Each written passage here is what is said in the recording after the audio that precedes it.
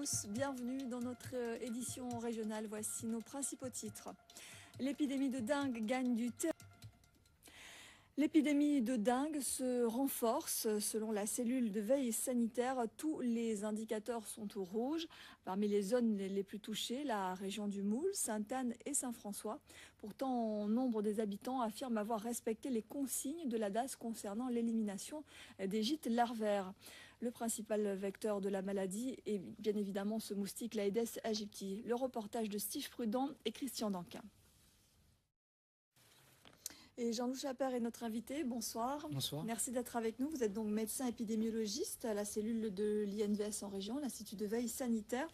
Alors, au cours de la deuxième semaine de juin, environ 1000 cas ont été estimés. Est-ce que ce chiffre est alarmant ?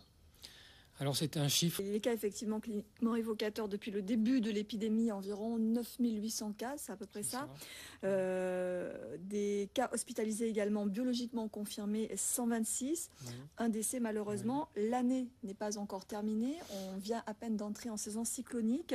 Au regard de tous ces chiffres, devons-nous être inquiets ? Alors ce qui nous préoccupe est apparemment moins virulent. Ça pourrait signifier ça, effectivement. Ouais. Alors, malgré les actions de lutte antivectorielle menées par l'ARS, on a le sentiment de voir malgré tout toujours autant de moustiques, sinon plus. Comment se comporter chez soi ? Alors, je crois que le meilleur... Justement, c'est un geste simple, détruire les gîtes larvaires, effectivement, en évitant de laisser des eaux stagnantes. Est-ce que vous avez le sentiment que les citoyens ont compris l'importance de ce geste ? Alors, je ne suis pas le premier. Des rappels peut-être sur l'attitude à observer au moindre signe évocateur de la dengue. Alors si, effectivement... Les établissements de santé sont prêts au cas où la situation venait à se dégrader dans les semaines à venir. Alors nous... Vous ne savez pas s'il y a des mesures particulières qui sont prises d'ores et déjà ? Non, sur... Merci beaucoup en tout cas Jean-Loup Chaper d'être venu sur ce plateau pour nous parler de l'épidémie de dengue qui, on le rappelle donc, se renforce, la prudence, la vigilance et de rigueur.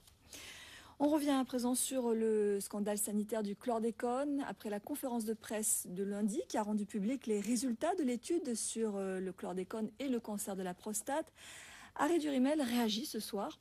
Le porte-parole des Verts Guadeloupe félicite les scientifiques pour cette étude très attendue et demande que des mesures soient prises pour éviter de nouvelles contaminations. Le point avec Sophie Pointer. En bref, le cadavre d'un homme en état de décomposition avancée, retrouvé lundi, pourrait être celui d'Édouard Alamelou, dont la disparition avait été signalée par ses proches. Pour l'heure, il n'y a encore aucune confirmation officielle. La famille attend les tests ADN qui seront connus le 13 juillet prochain. On parle à présent de la prise en charge des personnes handicapées. Illustration ce soir avec un centre d'accueil de jour, le centre Mathias Forbin à Capesterre-Belle-Eau. Il propose des activités pour les adultes handicapés de 18 à 59 ans. Dans cet établissement médico-social, des ateliers permettent de développer l'autonomie. Le personnel a pour mission d'accompagner ces adultes autour d'un véritable projet de vie qui leur permet ainsi de rompre avec l'isolement. C'est un reportage signé Alfonso Martinez et Elisabeth Billmeyer. Je l'appelle. La situation économique de la Guadeloupe s'améliore légèrement. C'est ce qui ressort d'un rapport présenté ce matin par l'IEDOM, l'Institut d'émission des départements d'outre-mer.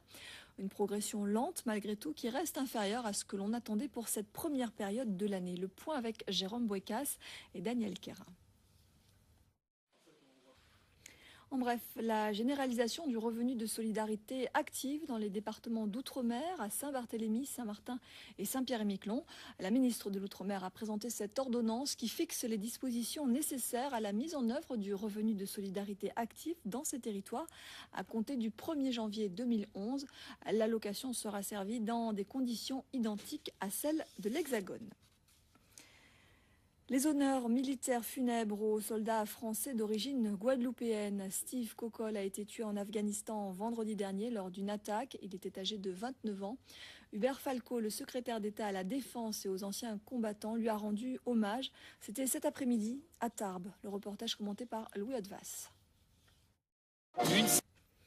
L'armée recrute des civils. L'Institut des hautes études de la défense nationale organisera en juin 2011 la 185e session régionale anti-Guyane-Brésil. Pendant 3 semaines, 60 civils vont plancher sur des dossiers géostratégiques et de défense nationale.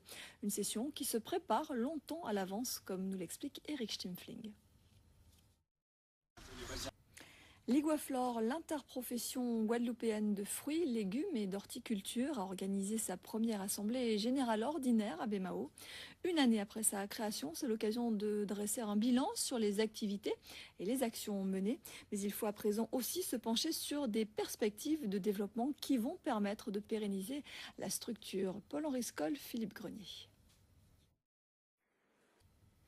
Dans la grande région, le baron présumé de la drogue de Jamaïque, Christopher Dudus Coke, a été arrêté hier.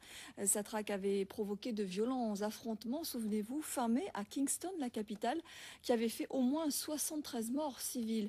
Les États-Unis réclament son extradition afin de le juger pour trafic de drogue. Les précisions de nos confrères de RFO Paris. Une passerelle pour la réinsertion. José Simon vient d'en faire l'expérience. Ancien toxicomane, en un mois, tout son univers a changé. Aujourd'hui, il expose à la médiathèque Caraïbe, à Basse-Terre. Ce plasticien amateur mélange sculpture, collage et relief au gré de son imagination. Cela donne ce travail intitulé « Forme, nature et couleurs Caraïbes ». Présentation Thierry Philippe. En bref, un mot de sport, le mondial se poursuit. À voir demain matin à 10h en duplex sur nos antennes. 2 matchs, la Slovaquie contre l'Italie, le Paraguay sera contre la Nouvelle-Zélande. L'après-midi à 14h30, 2 autres rencontres, le Danemark qui sera face au Japon et puis le Cameroun affrontera les Pays-Bas. À ne pas manquer ce soir, un Be World Connection spécial commémoration et réparation. Ce mois-ci, Be World Connection nous invite à revivre 2 événements initiés par le MIR, le Mouvement international pour les réparations, qui sont déroulés en Martinique à l'occasion de la commémoration de l'abolition de l'esclavage. Il s'agit du procès du colonialisme et du convoi pour les réparations. En voici un extrait. Avant de se quitter, ce clin d'œil en images de la part de la direction et du personnel de Télé Guadeloupe à nos collègues qui vont bientôt entamer une nouvelle vie. Voilà, c'est la fin de cette édition. Merci à vous de nous avoir suivis. 20h10, Be World Connection, présenté par Brother Jimmy. 21h05, la série française L'Instit. Et puis 22h40, Les Infiltrés. Une émission qui, ce soir, nous propose une enquête sur les hôpitaux psychiatriques. L'info revient demain à 13h avec Éric Rayapin.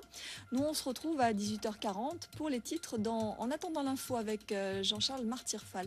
Très belle soirée à tous sur Télé Guadeloupe.